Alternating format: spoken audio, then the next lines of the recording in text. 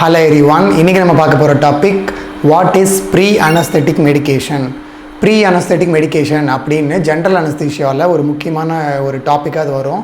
இது ஆக்சுவலாக ஜென்ரல் அனஸ்தீஷியாவோட சேர்ந்தது கிடையாது, ஜென்ரல் அனஸ்தீஷியாவுக்கு முன்னாடி கொடுக்கறது. அதனால தான் ப்ரீ அனஸ்தெட்டிக் மெடிகேஷன் சொல்கிறாங்க. ஸோ ப்ரீனா பிஃபோர் அப்படிங்கிறது எல்லாருக்கும் தெரியும், அனஸ்தெட்டிக் அப்படின்னா ஜென்ரல் அனஸ்தீஷியா. ஸோ அனஸ்தீஷியாவுக்கு முன்னாடி கொடுக்கப்படுற ட்ரக்ஸ், அதுக்கு பேர் தான் ப்ரீ அனஸ்தெட்டிக் மெடிகேஷன்ஸ் அப்படின்னு சொல்கிறாங்க. அனஸ்தீஷியாவே ஒரு ட்ரக் தான், அதுக்கு முன்னாடி எதுக்கு ட்ரக் கொடுக்கணும் அப்படின்னு பார்ப்போம். ஸோ ப்ரீ அனஸ்தெட்டிக் மெடிகேஷன் அப்படிங்கிறது எதுக்காக கொடுக்குறோம் அப்படின்னா, தெர் ஆர் சம் பர்பஸஸ். என்ன பர்பஸ் அப்படின்னு பார்த்திங்கன்னா, இப்போ ஒரு பேஷண்ட்டுக்கு சர்ஜரி பண்ணுறாங்க அப்படின்னா அந்த பேஷண்ட் எப்படி இருப்பாங்க யோசிச்சு பாருங்கள். அவங்க ரொம்ப டென்ஸ்டாக இருப்பாங்க, ஃபஸ்ட்டு அவங்க ரொம்ப ஆங்ஷியஸாக இருப்பாங்க. தென் அதுக்கப்புறம் அவங்களுக்கு பெயின் சென்சேஷன் அதிகமாக இருக்கும். ஸோ அதுவும் ஒரு ரீசனாக மைண்டில் வச்சுக்கணும். அப்புறம் அவங்களுக்கு அனஸ்தீஷியா சரியான முறையில் நடக்கணும், இதை சேஃபாக நடத்தணும். அதாவது இதை சேஃபாக நடத்துறதுக்கு அந்த பேஷண்ட் காமாக இருக்கணும். அவங்க ரொம்ப அழுது இல்லை சத்தம் போட்டு ஆர்ப்பாட்டம் பண்ணக்கூடாது. ஸோ பேஷண்ட்டை அமைதிப்படுத்தணும், காம் பண்ணணும். அது செடேஷன் கொடுக்கணும்னு வச்சுக்கோங்க. ஸோ ஆங்ஸைட்டியை குறைக்கணும், செடேஷன் ப்ரொடியூஸ் பண்ணணும், அவங்கள காம் பண்ணணும். அப்புறம் இன்னொரு முக்கியமான விஷயம், அனஸ்தீஷியா கொடுக்கும்போது பேஷண்ட் அன்கான்ஷியஸாக இருக்க போகிறாங்க.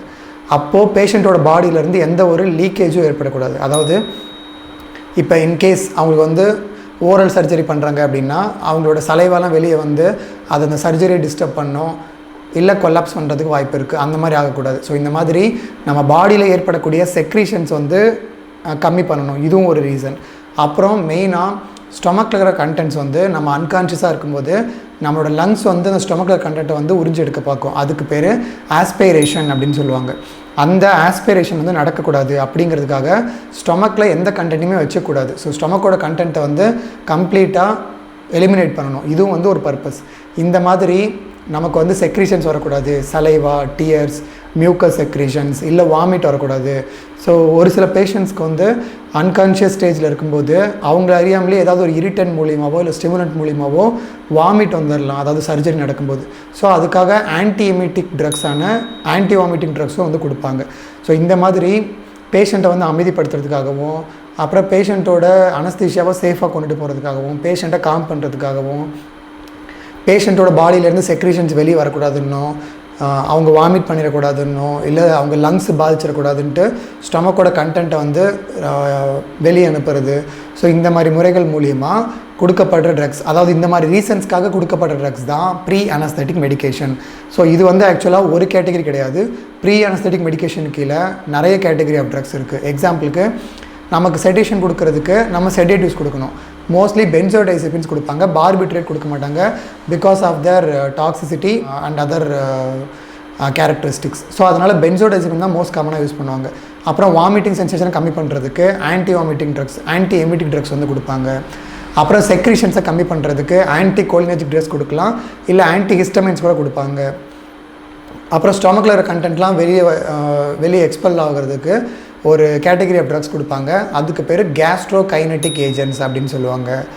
அப்புறம் வேறு என்ன இருக்குது, ஸ்டொமக்கில் இருக்கக்கூடிய அசிடிட்டியை கம்மி பண்ணுறதுக்கு ட்ரக்ஸ் ஃபார் ரெடியூசிங் அசிடிட்டி அப்படின்னு ஒரு குரூப் ஆஃப் ட்ரக்ஸ் கொடுப்பாங்க. ஸோ இந்த மாதிரி அனஸ்தீஷியாவை சேஃபாக கொண்டுட்டு போகிறதுக்கும், அனஸ்தீஷியாவுக்கு முன்னாடி பேஷண்ட்டோட கண்டிஷனை ஸ்டெபிலைஸ் பண்ணுறதுக்கும் கொடுக்கப்பட்ட ட்ரக்ஸுக்கு பேர் தான் ப்ரீ அனஸ்தெட்டிக் மெடிகேஷன். அப்புறம் இதில் ஒரு விஷயம் சொல்ல மறந்துட்டேன். பேஷண்ட்டுக்கு அனஸ்தீஷியா நடக்கும்போது என்ன நடக்குது அப்படிங்கிறது அவங்களுக்கு ஞாபகம் இருக்கக்கூடாது. அதனால் அந்த ட்ரக்குக்கு அம்னீஷியா ப்ராப்பர்ட்டி இருந்துச்சுன்னா இன்னும் பெட்டர். எக்ஸாம்பிளுக்கு இந்த பென்சோடைசெபின்லாம் எடுத்துட்டிங்கன்னா அதுக்கு அம்னீஷியா ப்ரொடியூஸ் பண்ணுற ப்ராப்பர்ட்டியும் இருக்கும். ஸோ அதுக்காகவும் கூட அது யூஸ் பண்ணுவாங்க. ஸோ ஓவரால் இதுதான் ப்ரீ அனஸ்தெட்டிக் மெடிகேஷன். ஸோ இந்த வீடியோவில் உங்களுக்கு ப்ரீ அனஸ்தெட்டிக் மெடிகேஷன் என்னென்னு புரிஞ்சிருக்கும்னு நினைக்கிறேன். அண்ட் இந்த வீடியோ ரொம்ப நல்லா இருந்துச்சுன்னா மறக்காம உங்கள் ஃப்ரெண்ட்ஸ் எல்லாருக்கும் ஷேர் பண்ணுங்கள். அப்புறம் இதே மாதிரி கண்டென்ட்ஸ் நீங்கள் பார்க்கணும், சயின்ஸ் பற்றி தெரிஞ்சுக்கணும், ஃபார்மசி பற்றி தெரிஞ்சுக்கணும் அப்படின்னா நம்ம சேனல் சப்ஸ்கிரைப் பண்ணி பெல் ஐக்கான ஆல் கொடுத்து வச்சுக்கோங்க. அப்போ தான் நெக்ஸ்ட் வீடியோ போடும்போது உங்களுக்கு நோட்டிஃபிகேஷன் வரும். அப்புறம் நான் டியூஷன் எடுத்துகிட்ருக்கேன் for pharmacology and anatomy physiology.